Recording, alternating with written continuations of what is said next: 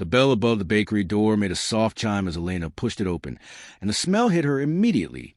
Warm bread, cinnamon, butter melting into sugar.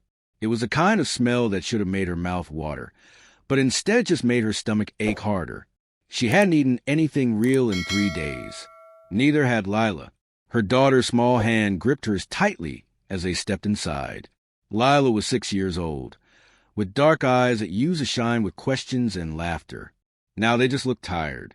Elena could feel the weight of her daughter's hunger in the way she walked, slow and careful, like her body was trying to conserve whatever energy it had left. The bakery was small but bright, with wooden tables near the window, and a glass counter filled with pastries that looked like they belonged in a dream. Croissants, muffins, cookies dusted with powdered sugar.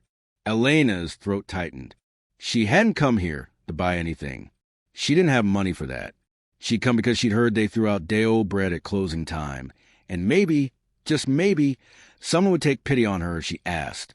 She led Lila to the side of the counter, away from the other customers. A young woman in an apron was wiping down the espresso machine, her back turned. Elena waited, rehearsing the words in her head, trying to make them sound less desperate than they felt. When the woman finally turned around, Elena forced herself to speak. "Excuse me," she said quietly. "I know this is... I'm sorry to ask, but do you have anything you're going to throw away? Bread, maybe? Anything that's left over?" Her voice cracked on the last word. She hated how small she sounded, how ashamed. But Lila's hand was still in hers, and that was all that mattered. The woman blinked, surprised, and then her expression softened. "Oh, let me check in the back. Just give me a minute, okay?" Elena nodded, her chest tight with gratitude and humiliation all at once. Lila tugged on her hand and looked up at her with those tired eyes. "Mama, are we going to eat today?" Elena's heart broke clean in half. She knelt down and brushed a strand of hair from Lila's face. "Yes, sweetheart, we're going to eat." She didn't know if it was true, but she said it anyway. Across the room, sitting alone at a small corner table, Jonas Hale had stopped mid-sip of his coffee. He'd been staring at his notebook for the past hour, trying to write something, anything. But the words wouldn't come. They hadn't come in months. Music used to pour out of him like breathing, but lately all he felt was empty, burnout, alone. He'd come to the bakery because it was warm and quiet, and because his apartment felt too small for all the silence he carried around. But now, watching the woman and the little girl at the counter, he felt something stir inside him that he hadn't felt in a long time. He saw the way the woman's shoulders were hunched, like she was trying to make herself smaller. He saw the way the little girl leaned into her mother's side, trusting and patient. He saw the love between them and the exhaustion and the quiet desperation that came from trying to hold everything together when the world kept pulling it apart. Jonas set his coffee down. His hands were shaking. The woman behind the counter came back out holding a paper bag. "I found a couple rolls from this morning," she said gently. "They're still good. You can have them." Elena's eyes filled with tears. Thank you so much." She took the bag like it was made of gold. Lila's face lit up for the first time since they'd walked in. Jonas stood up before he could think about it. He walked over to the counter, his heart pounding. The woman behind it looked at him, confused. Elena glanced up too, startled. "Wait," Jonas said. His voice came out rougher than he meant it to. He cleared his throat. Can you make them a meal? A real one. Soup, sandwiches, whatever's fresh, and a box of pastries. Please."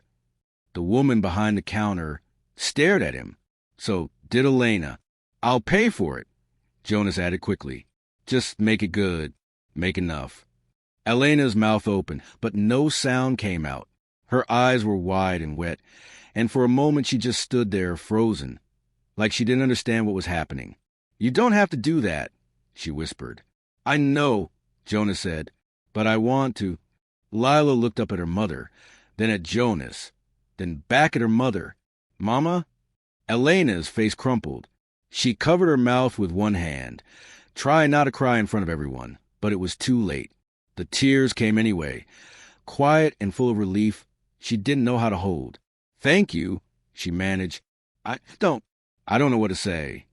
You don't have to say anything, Jonas said softly.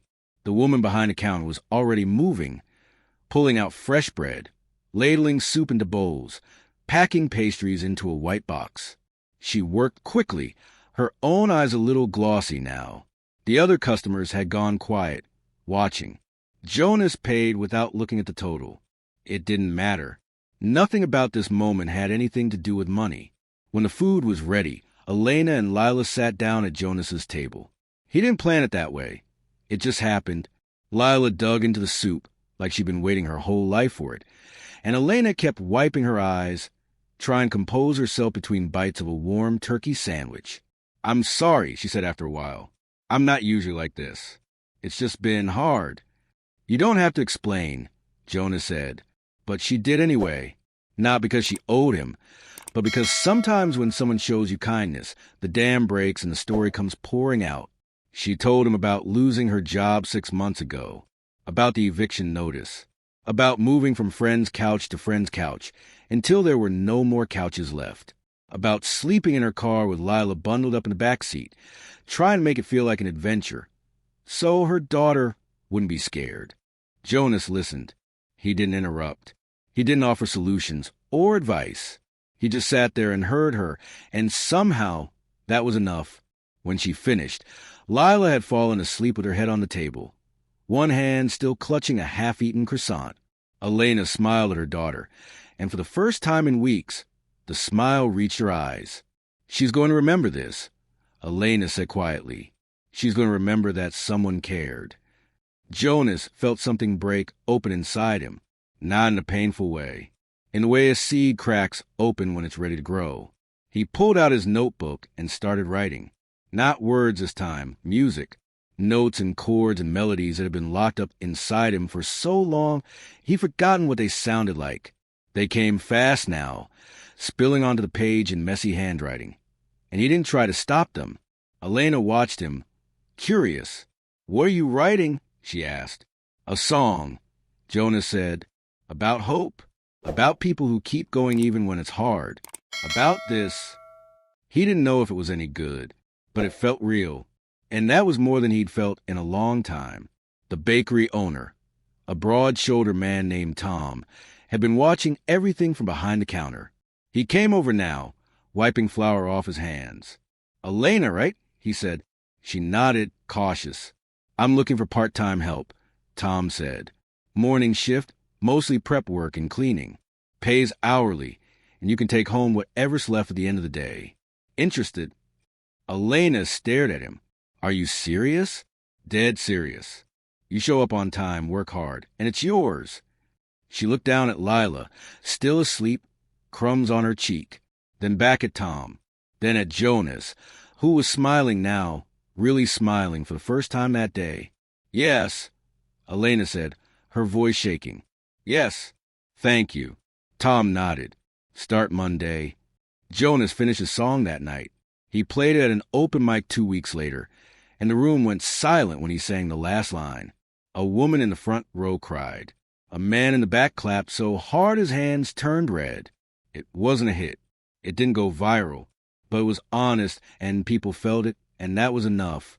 Elena worked at the bakery every morning. She and Lila moved into a small apartment a month later. Nothing fancy, but it had heat and a lock on the door and a bed that didn't fold out from a couch. Lila started school again. She made friends. She laughed. Jonas stopped by the bakery once a week, always on Thursdays. He and Elena would talk over coffee, and sometimes Lila would show him drawings she'd made. He wrote more songs. Some were sad. Some were joyful. All of them were real. One Thursday, Elena brought him a cinnamon roll, warm from the oven. "On the house," she said with a grin. Jonas laughed. "You know, I think this is the best bakery in the city." "It is," Elena said, and she meant it, because it wasn't just a place that sold bread. It was the place where a desperate mother found mercy, where a lonely musician found his voice again, where a little girl learned that the world, for all its cruelty, still had kindness tucked into its corners. It was the place where everything changed, And it all started with a single question, asked in a trembling voice, and an answer that came not from obligation, but from the quiet, stubborn belief that people, strangers, even, are worth caring for. That belief saved them all.